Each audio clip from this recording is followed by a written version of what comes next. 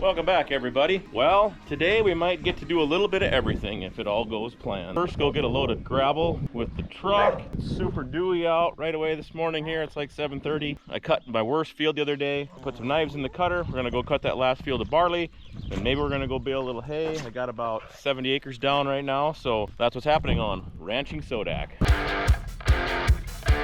Morning, knuckleheads. What's up, huh? What's up?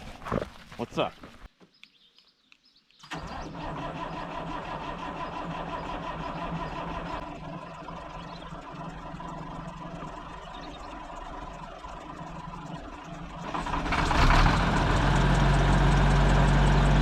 So any of you mechanics out there or old truckers, this thing's got a Cummins in it.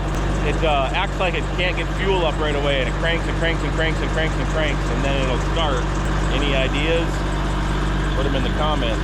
I don't see no leaking or nothing from fuel, but it just acts like there's no fuel up there right away.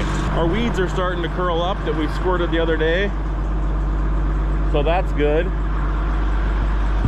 I don't spray my milkweeds. If you guys didn't know, like this is a milkweed here. This is the plant that those monarch butterflies lay their eggs on, and then the little caterpillars turn into monarchs. But I haven't found any yet. They're the long white striped ones, like skunk stripes, white and black. That's a monarch butterfly caterpillar. So anyway, that's why I don't kill my milkweeds, so I can help it.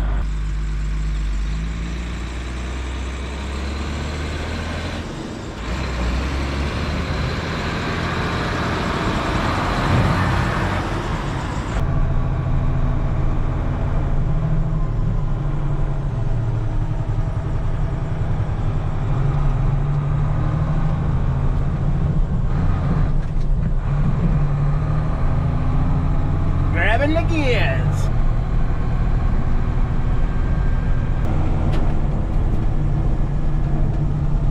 So this gravel pit is like 4.5 miles from our place. This one's been around, it's got to be pushing 40 some years that this gravel pit's been in. Probably more than that, 45 years. They have a wash plant, so that's all sand, wash sand for concrete. The size of this thing is about a whole quarter section, so not quite 160 acres, but it's probably, they've probably mined well over 100 acres now. The gravel is probably anywhere from 6 to 20 feet below the surface, and then the gravel vein is probably 25 to 40 feet thick. You can imagine a gravel wall that's 40 feet deep. So down in back in there is where they're actually pulling it out right now. It's like a cliff, a 50-foot cliff. And the top's got some overburden on it, and then it's all gravel. There we're being screened right there. I don't know if that's a screener or a crusher. I don't know the difference, I guess. Anyway, that's the gravel we're gonna get right there. I'll haul probably 40 dump truck loads a year to my place. 25 to 50 loads every year. It's just handy to be this close and go get a jag in the mornings before you get started. So we just pull up. They got my number and all my billing address and all that stuff, and pull up here and you wait. They know how many tons that I want. Here he comes, just like that, Johnny on the spot. He's coming in hot. Check my latches, make sure they're latched back here. Oh yeah. Them payloaders got scales on them. They know how many pounds to put in.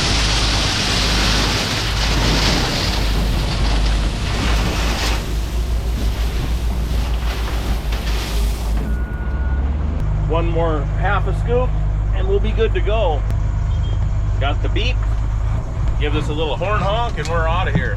1 minute less, we're loaded, and we'll run over the scale. We're back home, and then we can start our day.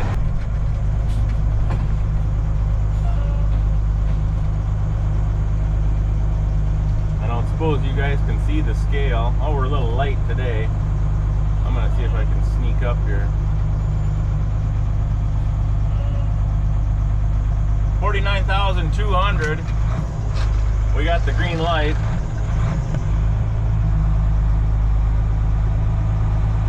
So we're off.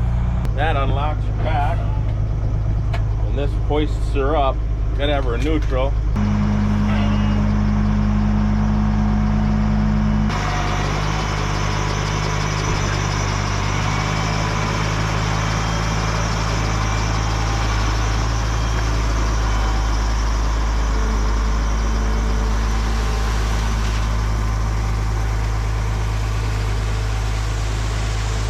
I'm actually gonna leave this out and try that.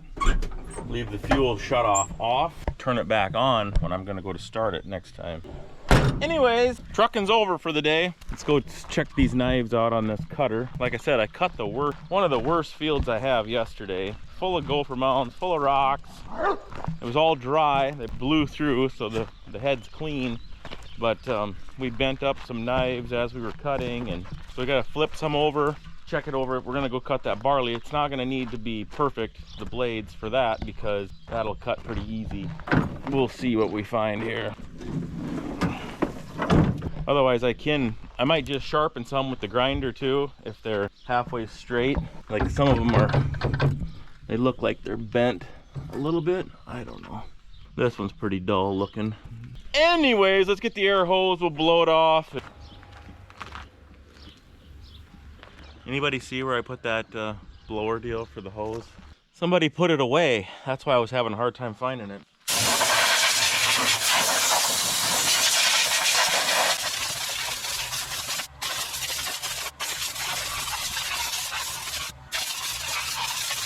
Any of the ones that look like they're still halfway straight, I put a vice grips on there to hold them, and then I'll just hit them with the grinder and give them a little edging. A little sharpening.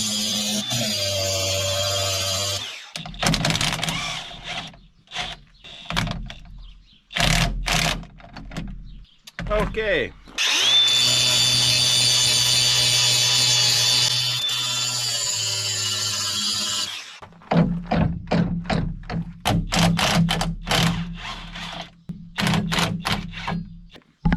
I'm gonna continue on with all this. You guys get the drift. All right, got everything flipped or sharpened or both. Now I gotta grease her up a little bit.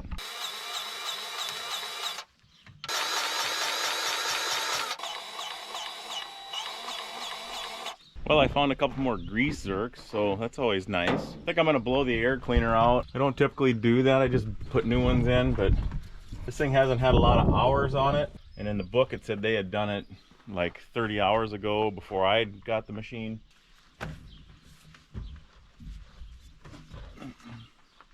So this wand is specifically designed for radiators and air cleaners. It's long, 5 little tiny pinholes in the thing so you can stick it down and blow straight away.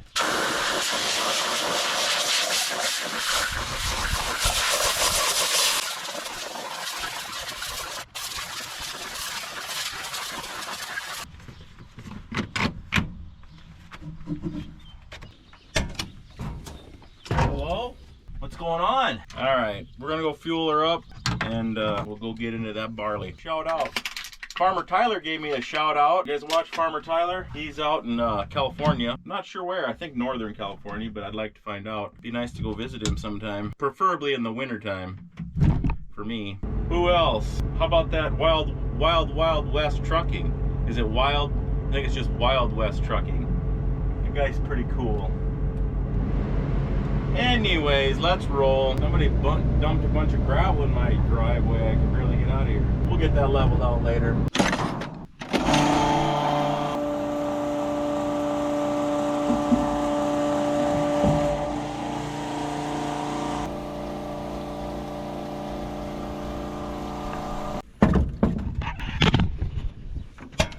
Okay, let's do her tour.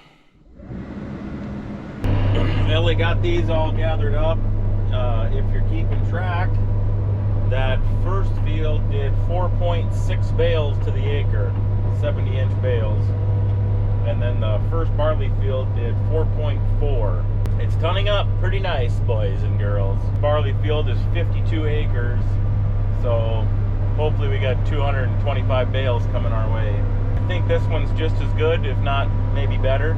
We will see when we get out in there. I had the chute for the windrow all the way up, so it came back and was narrow. I want to flap her down halfway, but I see this thing is getting stuck on this is bent. This needs to come down inside of here. Attitude adjustment. Oh yeah, this one's fine. Sheesh, I just ripped my pants some more, boys. Let's give this thing a little hoochie. This is where that brown belt and karate came in. Hi-ya! all at the same skill level, Jerry. Looks like right there, I might have to get my old pry bar. No brown belt's not gonna do her.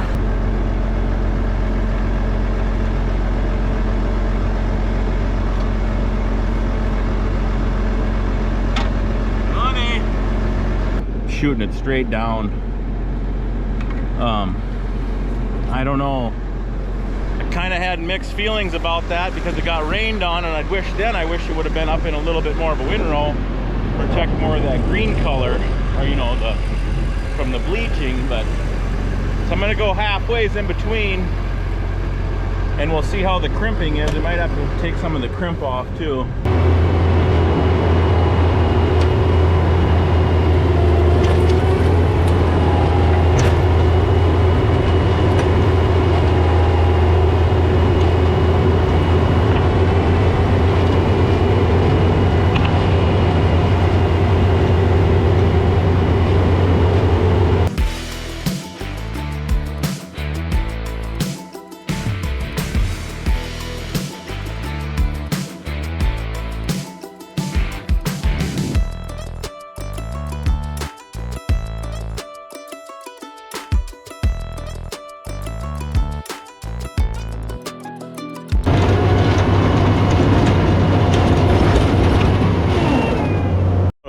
But did y'all hear that? This bad boy was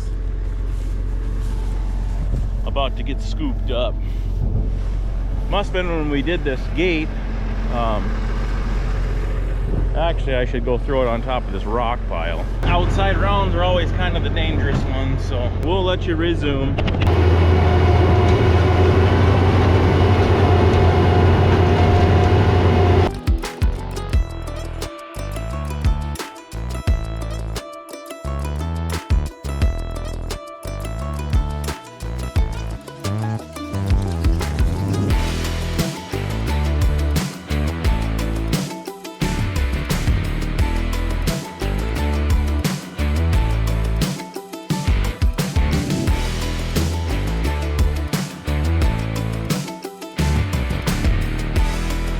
The lodge stuff is picking it up really nice.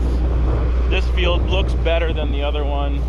I like the windrows, not quite as wide. It's staying fluffed up. I think that's gonna be good. This stuff is crazy tall, it's waist high. This is, I would say, average out here. Cool. All right, I'm gonna have to get another battery after dinner, but I'm gonna keep cutting until the girls get home. So I just hit a rebar post we used to cross fence when this was a cornfield. This is why I keep the grinder in, because it didn't really wreck the blade. I just got to take that little rough edge off of her. Yeah, I didn't do her any favors, but we got that little thing knobbed off of there. Anyways, I widened my windrow out just a hair from that. This thing's in half, basically. It was 25 over there and 25 over here. I did that one kind of like we had it closed up. So heavy though, I went back to widening it. Just a lot of material. Who knows, we'll have a little test. Well, the girls picked me up. We came home for dinner, and I got the metal detector. Ellie's gonna go start raking that little 20-acre piece there, the grass hay. So when I get done cutting this barley, I can come over and bale that. Got my hound dogs with me. Two things, I brought some oil and a little lube, because my back sweeper deal was kind of squeaking, and it actually got hung up for a second. There's a chain in there, I don't know. Mike had talked about his too, had locked up one time, because there should be a grease zerk on the shaft. What's going on here, bud? Oh, go down.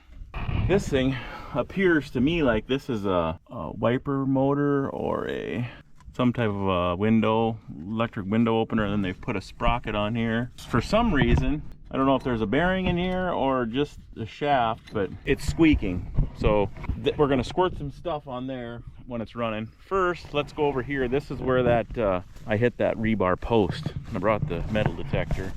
We'll see if we can find it. Engage hyperspeed.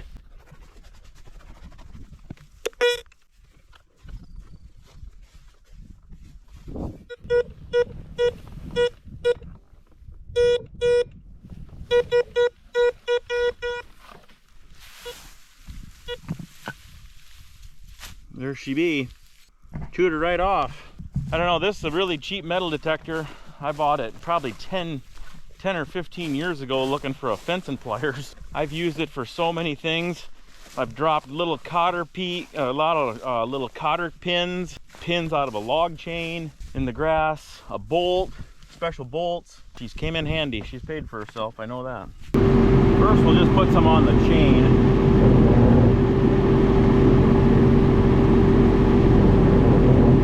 Hear that noise every time it goes around?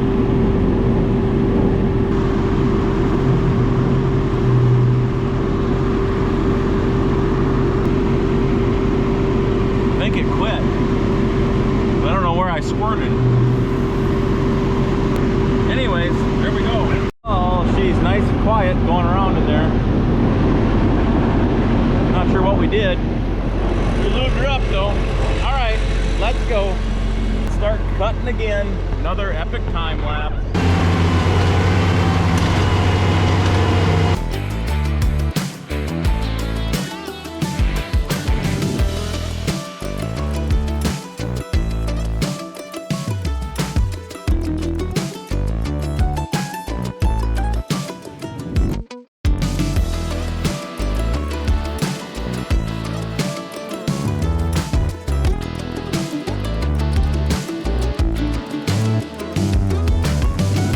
To the cab, folks. Up on the roof all that time. Come on in here and see what I see. I see there's a pretty good stand of barley here. It's interesting on the soil too. There was a spring right in this area here, and we tiled it a few years ago just by ourselves with the backhoe, and now it's producing a crop. It used to be just cattails and kind of that mossy green slime. We got some Canadian thistles. Looks like that's been kind of, I don't know why these little patches took off, but they're flowered, but they're not into full seed, so hopefully they don't make a seed. I think, well, them right there are starting to seed out. Whatever. That's you, that little green arrow.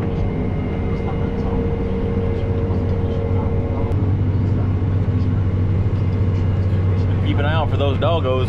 Well, we're still humping along here. We're nearing the end. We've got about maybe six or seven longer rounds, and then a little triangle piece over there. Got a little rider with me. What's up, Millie? I had to pick a rock up, and then the dogs heard me stop, so they came running over. Millie, she jumped in. This auto steer, I don't know, it's older, but it's got a button on the floor instead of anything on your hand. So when you want to kick it in or kick it off, you gotta push that button. And this is the first thing I've ever owned with auto steer, so maybe there's other ones like that, I don't know. This is it, the last little bit. And there was one question I was gonna ask. I've been watching other guys cut with these silver pells, and I'm like one of the only guys I see that turn around super sharp. Like I stop and pivot my one wheel real carefully. That way I can only drive on the first two windrows of my headlands. I don't understand why you'd want to drive over all your windrows at the headlands with your tires. Maybe I'm doing it wrong. I'll show you what I mean. So I'll come to the ends.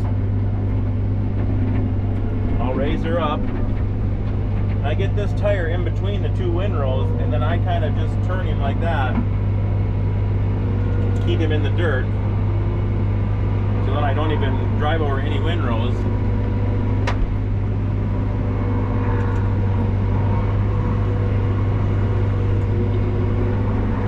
Instead of driving out, you could drive out like this.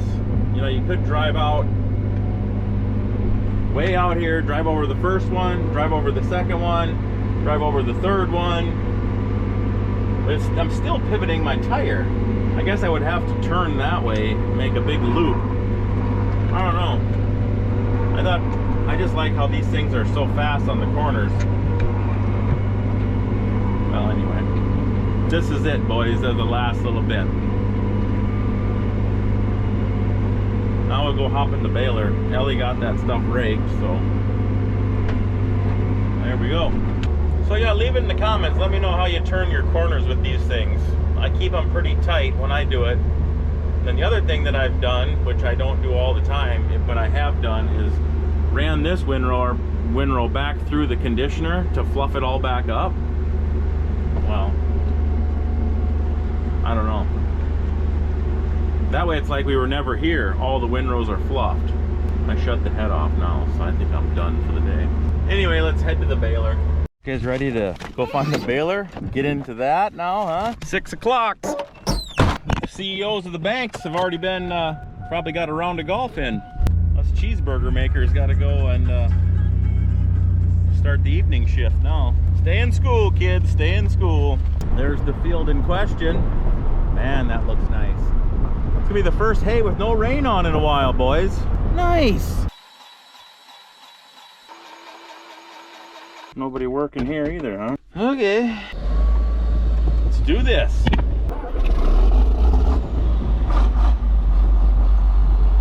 Tough to beat the sound of that, baby. So, we're all greased up. Head over here, that straight drawbar. In that last video, we put that straight drawbar in, and that makes a difference, big time. So, if you guys are out there struggling with hay catching on these kind of tractors when you're baling, go get yourself an aftermarket straight drawbar. Doesn't seem to affect anything else, but boy, it gives you about that much more clearance. I don't know if I had any trouble. I started wrapping one time and I just stopped and it didn't catch and it spit it off, and that was all I did. So, well, here we go. Ellie did a nice job of raking. A little trickier to rake when you don't have the headlands peeled off. So you got to do all these first and then do your headlands at the end. But oh, Ellie, she's a experienced raker. Look at her, gobble her up, boys. Better throttle her up, big shooter. You guys want to watch an epic time lapse of me eating this apple or baling? I think we'll do an epic time lapse of me eating this apple, because you don't find that on YouTube every day. Here it goes.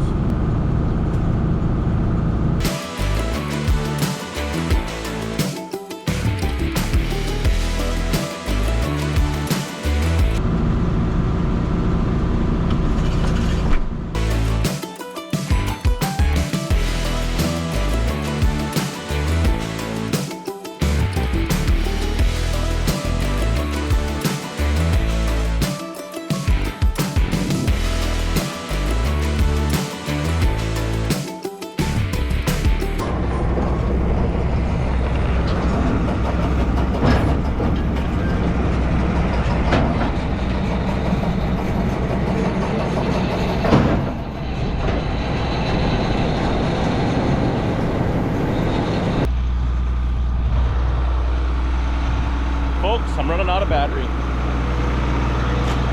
If you laughed at all during this video or even smiled, you gotta hit the like button or I'm gonna quit making YouTube videos.